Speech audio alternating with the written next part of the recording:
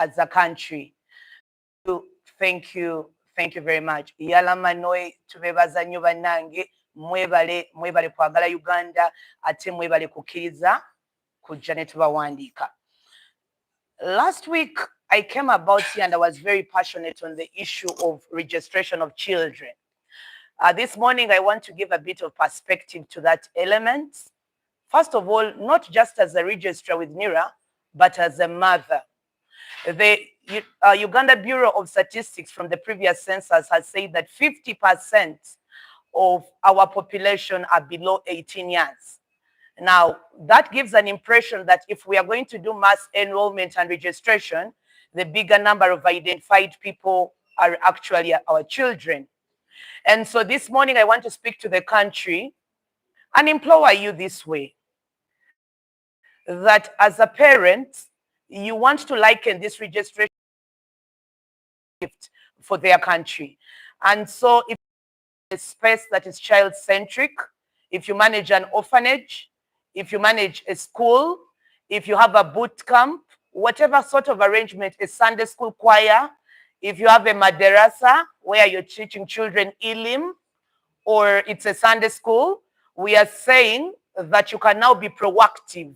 If the NIRA official has not reached out to you, we want to give you the authority to reach out to the NIRA person and ask them to give you a centric, specialized arrangement that allows us to register those children. We are cognizant that children in their spaces where they live, they are easier to manage, to control, but also it's a space that brings together children and mothers. And for me, I think that you could do all the savings for your children, you will educate them, but if you don't give them identity, you've not given them anything. So I want to call on to the Kibera. We are registering Ugandans only. So don't handicap Uganda. What Ugandans kende strictly. We are not registering anybody that's not from this country. And so I want to question. There are people who have come to Uganda because, you know, we are hospitable people. Don't you know it? And I think we all know this. So Uganda admits so many people. A plethora of people from Sudan, from Eritrea. In Kabalagala, we have so many. In Kisenyi, we have a multitude. In Kiriadongo, some have left their camps. Others have come from Yumbe in the different camps, and they're living amongst us in communities. I want to send a strong message of caution. This registration is not for foreigners. It is for citizens of this country.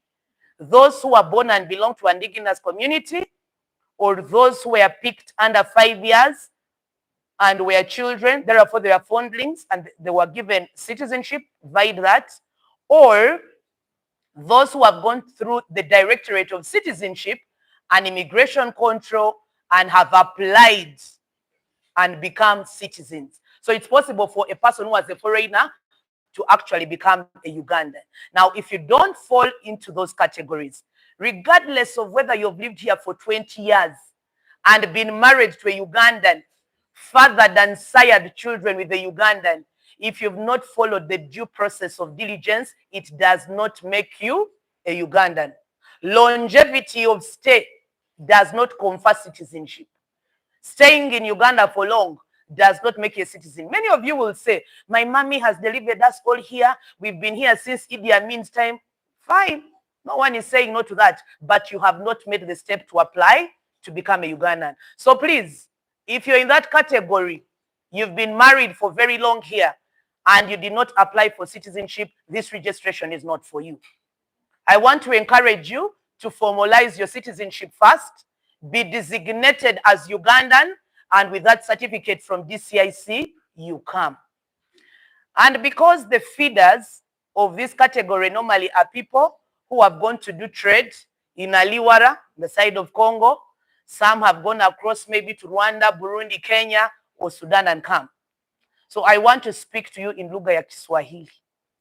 Wale ambao wamekuja kufanya biashara pa Uganda, ambao wameolewa ama amechukua bwana ama bibi na Muganda na mlitoka pale Sudan ama Congo, mlirudi hapa kwa Uganda. Kusajilia ya watu mwenye inaendelea kwa parokia sio yenyu, ni ya wale Waganda tu. Ikiwa umeishi hapa zaidi ya mwaka 20 kwa Uganda, tungeomba uende tu kwanza kwa Directorate ya Citizenship na Immigration Control, uulize na upate kiketi mwenye taonesha tumeshakuwa Mganda, ndio kuje kwetu kwa National ID, alafu tukuregister. Kuishi hapa mwaka mingi zaidi ya mwaka 10 ama 20, siamini ya tumeshakuwa Mganda. Lazima uulize upate kiketi kutoka kwa Citizenship na Immigration Control, ndio kuwe Mganda.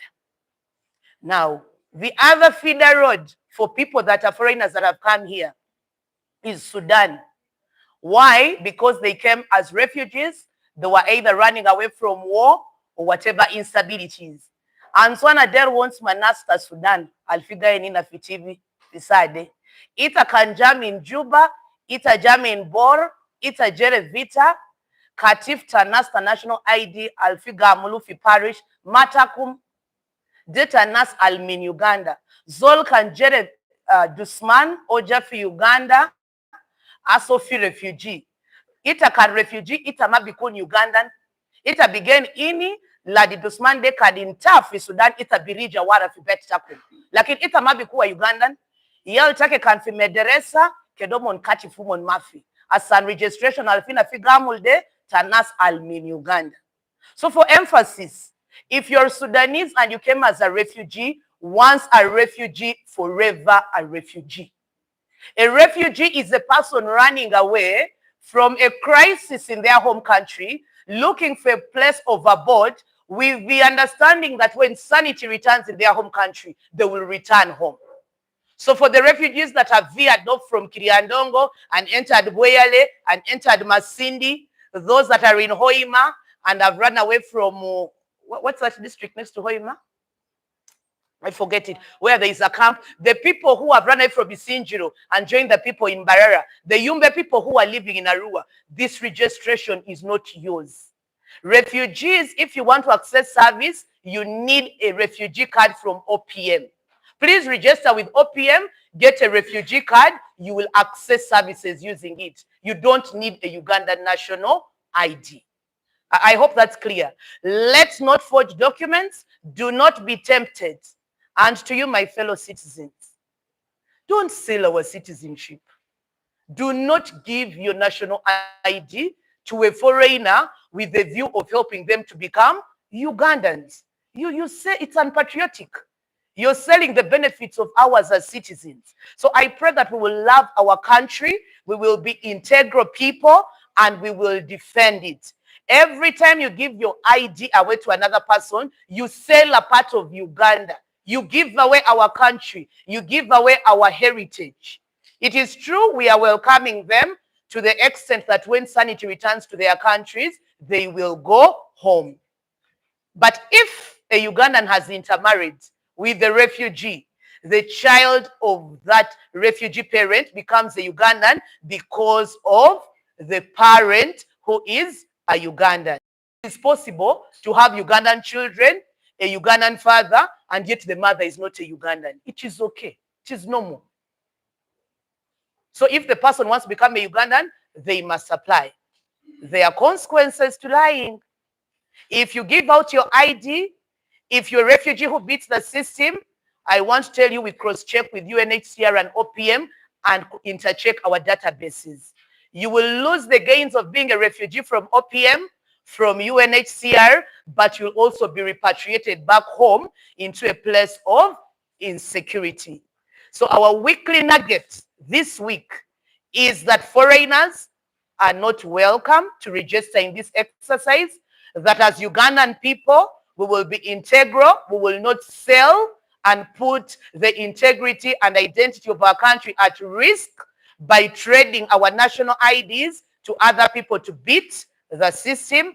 But above all, that as mothers of this country, we are going to step out more than ever before to get an ID. Finally, one ID is enough. Don't wait for the baby daddy to come around. You know those baby daddies of yours? You fall in love with them, before you know it, they are inaccessible, they are invisible, they don't want to talk to you. It is okay. The constitution of this country has said one parent is sufficient to support the registration of a child. So we will not wait for the baby daddy to come along. We will not wait for you slave mamas who have disappeared into Kampala here. You've left the children with the Jaja and you're not going back. The Jajas, we can use your ID to register the children of this country. Bojo, the people of Kabalega, tuandika abaana, Abaganda, tuwandiisa abaana, tokkiriza kubeera na mwana atali muwandiike.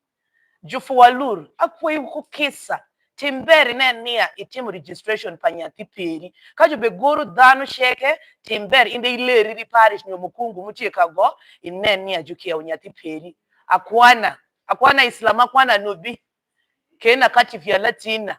So kumgwamgwam kanyalarja min skulu, ke itarua fibakala ligi katifanasi, ke katifia latakum. And that's my message for you this week. I wish you a happy identification week, and thank you very much. Yes. Luganda. So, Bannayuganda bannange mbatuusaako okulamusa okuva mu kitongole ekya National Identification ne Registration Authority nga nagambye nti kintu kirungi nnyo okwewandiisa ne twawukana ku bantu abalala nga twenyumiriza mu kubeera ekyo kye tuli era ndowooza nabalamusizzaako mwenna mu nnimi zammwe ez'enjawulo nga bwe mwawulidde. Ensonga ezigenda maaso tuli mu wiiki ya kutaano ey'okuwandiika kuno okw'ekikungu okulabika nti Abannayuganda bonna tubawandiika era buli muntu afune ennamba ye eya NIN. Ensonga ziri bbiri olwaleero zenjagala okubafalaasira era zenjagala okukkaatiriza ng'esookera ddala y'ey'okuwandiika abaana. Ensonga eyo sigenda kugivaako ng'ensonga eri emu ebyava mu kubala abantu UBOS kwe yakola kyazuulibwa nti ebitundu 5 ku Bannayuganda bonna baana bato nga tebaweza emyaka 18. Awo nno ekyo ne kikulaga nti kuno okuwandiika kw'ekikungu bwe tuba baakuwandiika eggwanga lyonna na buli Munnayuganda afune ennimi, tuyinza obutafuna buwanguzi bwe tutassa nnyo makanda ku nsonga eno ey'okulabika ng'abaana bato tubawandiika. Obulungi obuli mu nsonga zino era kino nkyogerako ng'omuzadde, kuba abantu abasinga twesulira gwa naggamba ogamba nti ndi muwandiika oba endaga muntu omwana aligyesabira ng'afunye, naye buli lwogaana okuwandiisa omwana wo omufiiriza emikisa nfanfe, kubanga bw'owandiika omwana kitegeeza bakalikitaasi bwe banaayitaayita ne bagamba nti tulinayo zisikaala ojja kuba n'ebbaluwa yo. Bwakabaka eyo bulina ebitongole bingi ebiweerera abaana. Omwana wo bw'omuwandiisa empapula ezimwogerako zijja kuba zeeyogerera.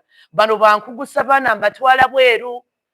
Kati gavumenti leero bw'enaateekawo PDM w'abaana nti kakati totaddewo essente zino za njawulo za kuyamba abaana bato naye twagala omwana ng'ayina NIN. Olaba omwana bw'oyinza omufiiriza emikisa. Awo nno mbadde nsaba tuleme kuba bantu abanoonya ebiwandiiko nga babisabye. Kkiriza ofunire omwana we ebiwandiiko ebimukwatako ate ebimukuuma ate ebisobola omwanjula yonna gy'alaga ng'omuwandiisa ng'afuna NIN. Awo nno waliyo bangi mummwe mujje no mu kibuga okunoonya lupiiya abaana ne muwandiisa. Akantu kali ke nabagamba aka Joshua nti nze n'ab'ennyumba yange tujja kwewandiisa gavumenti etumanye ate twanguwizibwe okutuusa okuweereza ate ne Uganda eyongera otunyumira. Ensonga ey'okubiri ey'amaanyi gye njagala ate okussaako essira y'ensonga y'abagwira. Omanyi Uganda tuli bantu balungi, twaniriza ekyo buli omu atujulira, ensi yonna etujulira, tuli bantu balungi, twaniriza nnyo abantu. Naye obuzibu bwe buli nti mu bitundu gye tuwangalira tuzudde nti abagwira bangi baagala okukozesa omukisa guno ate okwewandiisa. Bannange njagala okubafalaasira ate njagala okubakuutira nti okuwandiika kuno okugenda mu maaso kumiruka kwa Bannayuganda. Kale gwe atali Munnayuganda mbadde nsaba nti teweetantala kusemberera we bawandiikira bantu nti oba oli awo okussa olukujjukujju okwefuula kyotali olwo nga weeyita Omunnayuganda oba oli awo bakuwandiike ofune endagamuntu. Okuwandiika kuno kwa Bannayuganda ab'enzaalirwana, naye bw'oba toli wanzaalirwana nga wajja n'owangaalira kuno kisoboka okugenda mu immigration n'osaba obutuuze oba okufuuka Omunnayuganda. Amateeka gakikkiriza. Katugeze owajja n'entalo omaze muno emyaka 2 n'oganda walira eno n'osoga walira eno oba n'ofuuka munyankole mu luzungu tukiyita naturalization n'oganda wala n'ofuuka mululu wa kuno you naturalize into a local community n'ofuuka omubbo osobola okugenda mu immigration n'osaba ate ne bakuwa ebbaluwa ekakasa nti ofuuse munnayuganda. Tukozesa maanyi kkiriza ogoberera amateeka ate ofuuke.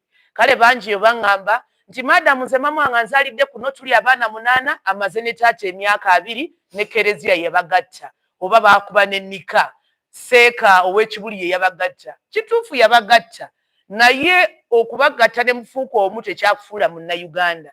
Obunnayuganda omugwira yenna alina kugoberera mitendera n'asaba ate bw'amala okuweebwa certificate eyo n'alyoka ajja ewaffe mu NIRA ne tumuwandiika. Awo nno abangi abawangalira kuno nga temunnasaba mukose omukisa guno mugende eri ku immigration bajja kubayamba bulungi babawe certificate ezo ate babalambike na bulungi mufuuke bannayuganda mu ngeri entuufu oba oliawo ne certificate ezo tujja kubawandiika mufune endagamuntu. Abo ba refugee nga banoonyi ba bubudamu nga bajja e Uganda entalo zaabaleeta okuva e Congo oba yonna gye badda ne beesanga muno. Bannanga omunoonyi w'obubudamu tasobola kufuuka munnansi, tekisoboka. Ku bubudamu kitegeeza nti olina kye wali odduka ate ng'olina essuubi nti bwe kinaggwaawo ojja kuddayo ewammwe.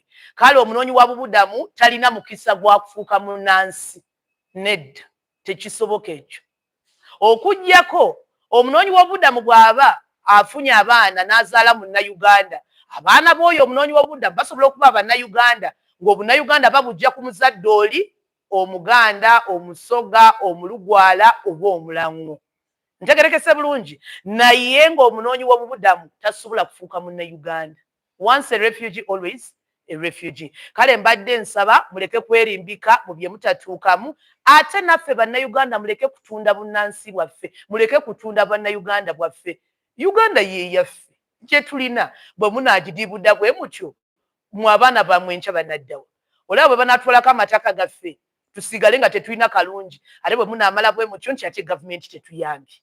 Kakati gavumenti enaakuyamba etya nga ggwe teweeyambye nga ggwe obunnayuganda tobukuumye. Kale twebereremu twagale eggwanga lyaffe tubeere bantu b'amazima ate mu kwewandiisa kuno okw'ekikungu tukole ebintu tutambulire n'ebyo ssemateeka byatulagira okutambulirako. Mbeeyanziza nnyo neeyanzeeke. Bana bakaagwa mwasuze mutya ne kwena okubatuusa ku okulamusa okuva mu kitongole kyaffe kino ekya National Identification and Registration Authority. Enkya ya leero neenza okwogera ku niimwe ku nsonga 2 dhonka. Ensonga esooka neyo okuwandiisa abaana. Wiiki eweire